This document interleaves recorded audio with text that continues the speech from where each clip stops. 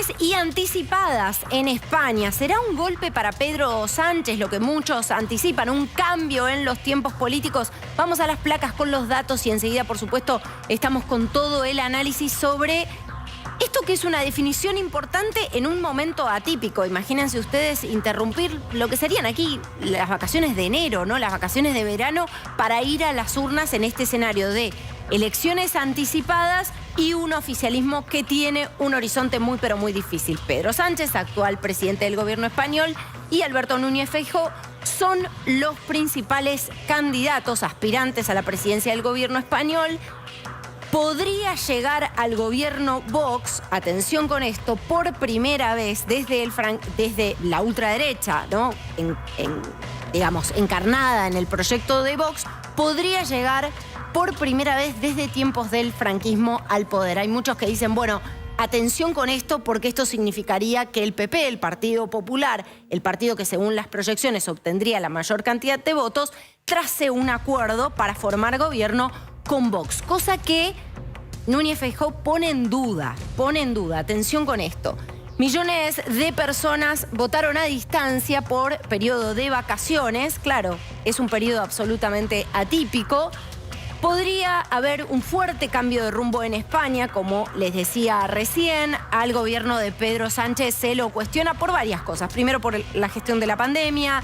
Segundo, por el manejo de la economía. En tercer lugar, también por el manejo o mal manejo de algunos temas sensibles para la sociedad española, como lo es la migración, que forma parte de la agenda central, diría yo, de la derecha más cabal representada en un proyecto como Vox.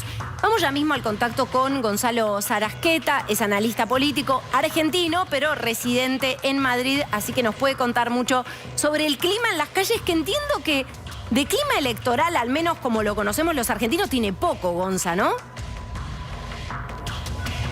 Llamar, tal como lo decís, las elecciones están siendo, por hacer una analogía con nosotros, como en enero, sería en Argentina, y para que calculen también la dimensión del voto de correo, 2,7 millones de personas pidieron votar por correo. Esto es importante porque la gente está fuera, lejos, seguramente en la playa, lejos de su lugar de residencia, así que vamos a tener casi 3 millones de votos ejecutados por correo.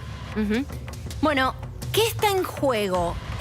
Hay quienes dicen, bueno, la posibilidad de que la ultraderecha tenga un rol protagónico en la formación de gobierno, ¿no? Y que el PP tenga que recurrir a Vox. Pero ¿qué más está en juego en estas elecciones? Bueno, creo que a nivel español, creo que está claro que hay dos proyectos de país. Uno es el que encabeza Pedro Sánchez con Sumar. Para contextualizar, Sumar viene a ser una reconversión de lo que fue Unidas Podemos, la fuerza de Pablo Iglesias, pero que ahora la lidera Yolanda Díaz, un sector mucho más amigable al PSOE, un sector que podríamos decir que está centímetros a la izquierda del Partido Socialista.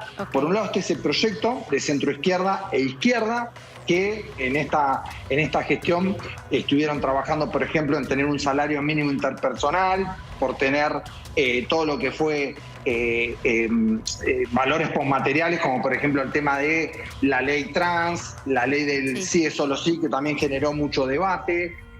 Trabajar también mucho por la reforma laboral. España obtuvo una reforma laboral con un gran tratado entre la COE, que es la Cámara Empresarial Española, los sindicatos y el gobierno. De hecho, la COE aplaude, las empresas aplauden esta reforma laboral. Por un lado tenemos ese proyecto más socialdemócrata y por el otro lado tenemos al Partido Popular, que no puede llegar a mayoría absoluta. El número son 176 escaños. Recordemos que España es una monarquía parlamentaria y hay que cruzar ese umbral de 175 para formar gobierno. Entonces van a necesitar la muleta de Vox para formar gobierno.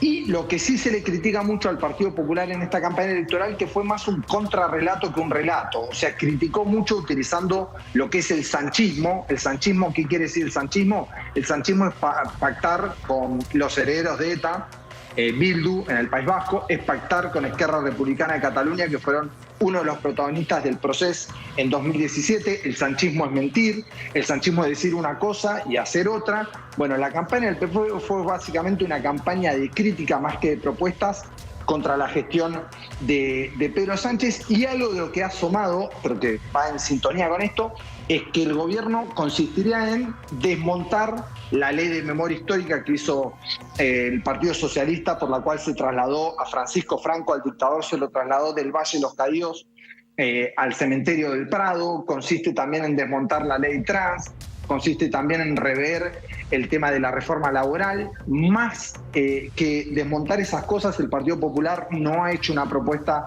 muy concreta de su proyecto, pero está claro que a la derecha también del Partido Popular está Vox.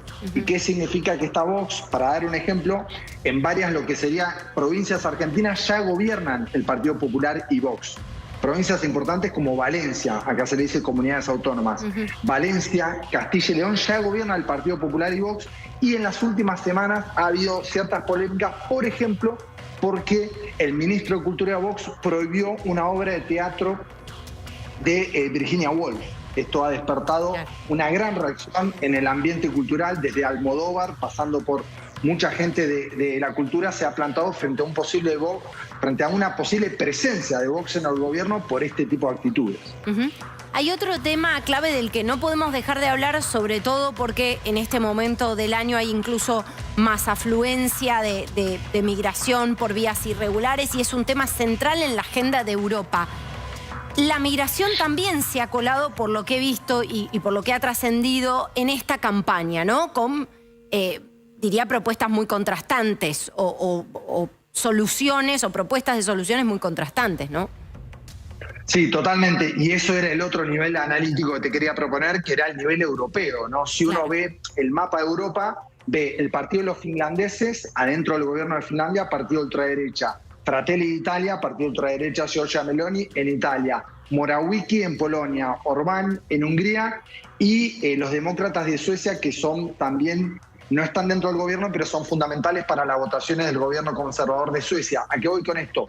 Si hay un patrón que une esas 5 experiencias de ultraderecha, justamente es la migración, o sea, es la negación del cambio climático y es levantar los muros de Europa frente a toda la cuestión migratoria, no solamente que viene del Magreb, que viene de África, sino obviamente también la migración latinoamericana. Bueno, Vox a nivel europeo, incluso en el Parlamento Europeo, está encolumnado con estas fuerzas, ¿no? Y con un discurso muy, pero muy fuerte con España para los españoles, y frenar todo lo que es el mestizaje cultural, todo lo que es la teoría del reemplazo, todo lo que es que vienen los árabes a imponernos su cultura. Bueno, Vox está muy fuerte con ese discurso, que al Partido Popular en cierta medida le genera mucha incomodidad, ¿no? Ciertas declaraciones de Vox le generan cierta incomodidad, y en la campaña Feijóo ha tenido que maniobrar, apagar sus crisis, las del Partido Popular, pero también salir a responder por estas declaraciones altisonantes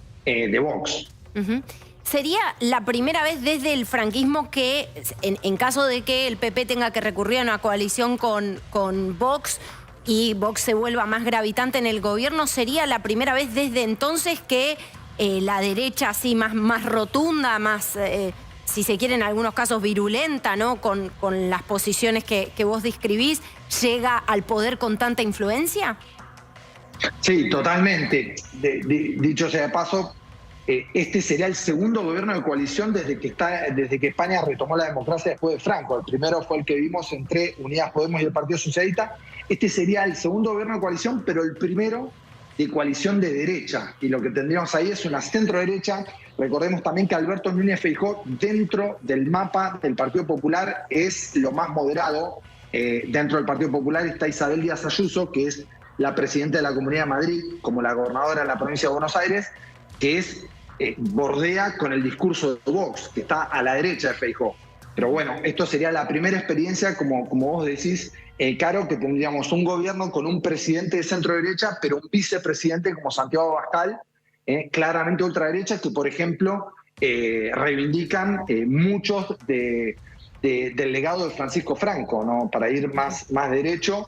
No le importa que eso le llegue a sacar votos, que puede llegar a ser polémico. Tienen un discurso muy claro al respecto de la historia de España, y son uno de los abanderados justamente de esto que te decía, de derogar la ley de memoria histórica de Pedro Sánchez, que entre otras cosas, digo, porque hay un paralelismo con Argentina, de lo que trata esa ley de memoria histórica también es abrir las fosas. Hay mucha gente desaparecida en España que está en fosas comunes y que por diversos vericuetos legales todavía no se han podido sacar y las familias no pueden saber el tema de dónde están enterrados sus parientes, etcétera. Justamente la película de Almodóvar, Madres Paralelas, trata de eso, ¿no? Bueno, la ley de memoria histórica trabajó sobre eso, de intentar abrir más fosas para que puedan los familiares conocer a dónde están los familiares desaparecidos.